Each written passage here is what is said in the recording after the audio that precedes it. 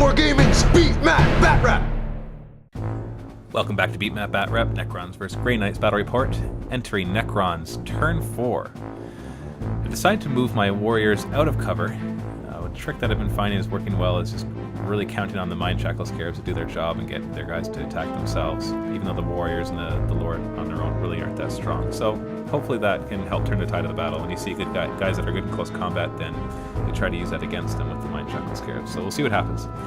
Rapid firing, or just firing a little bit into the Razorback. Don't manage to do anything. The other guy's taking a long-range shot with the Cryptek, hitting the Dreadnought, but failing to even glance it. And then I do get the assault shots from the Staff of Light, but I fail to do any wounds whatsoever. Scarab Swarm's barely in charge of the Dreadnought. Thankfully they're getting in there. And of course the warriors with the Lord are charging into these Dread Knights, or Terminators. But he makes his leadership test with the Mind Shackle Scarabs, which makes a big difference. He gets to hit first, only inflicting 2 wounds, thankfully. So I am resilient, having that many guys. I hit him back, hitting on 4s, and then wounding on 4s. He gets his 2+ save, and he makes all of his saves. So I lose combat by 2, but I barely do not run. And then with reanimation protocols, one of them does stand back up. So you can kind of see how hard it was for the Terminators to do any real damage there. Mind Shackle Scarabs against the Dread Knight, he also makes that one. He's been making far too many of these leadership tests to really be statistical. So he gets to hit me first, thankfully only inflicting 2 wounds. And then I make one of those invulnerable saves. So I get to hit him back now. Hopefully we'll finish him off this time.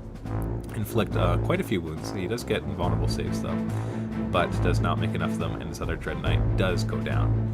So was able to do enough damage there, but the Lich Guard does not stand back up. Dreadnought close combat weapon can insta-kill the Scarab Swarms. Thankfully he only gets 1 hit, but he does manage to insta-kill one of them. So I do get to hit back with all the other ones, hitting on 4s, and then I get to strip armor. The stripping armor actually rolled pretty bad. I only lower it by 4, which isn't too bad when you consider, but I could have rolled more than that. And then out of all of that, managed to immobilize him and also to shake the crew. So in other words, he's going to lose 1 attack next during his turn against him, which is good. It means he can only insta-kill one of my Scarab Swarms at most.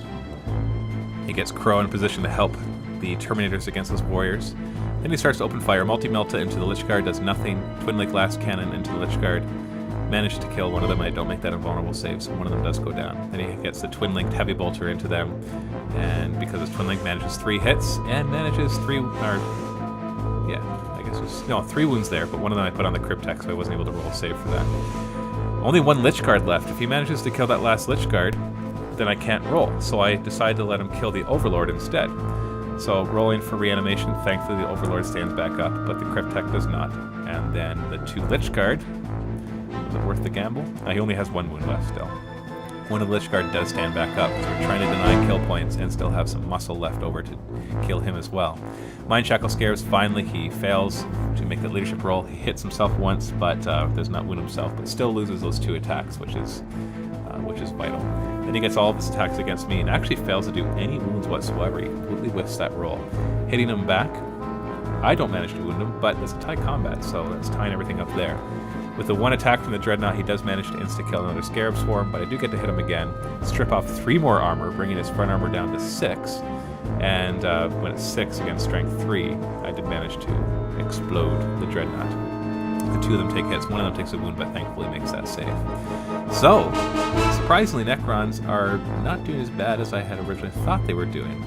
Still, it's an uphill battle for them, because there's still 2 more squads of Grey Knights in there. And he's got all his vehicles running around, except the Land Raider's stuck in position. And my warriors are all foot-slogging, and they are slow. They are not able to get around very fast. And I've got to go for those kill points. And so at this point, he's got his guys in the back getting ready. The kill points are pretty even. I think he's ahead by 1 or 2. But at the same time, the Scarab Swarms are almost dead. The Lich Guard are almost dead. Who do you think's going to win? Post a comment below, and then go and watch round 5 by clicking the link below. Or if you're on YouTube, click the annotation.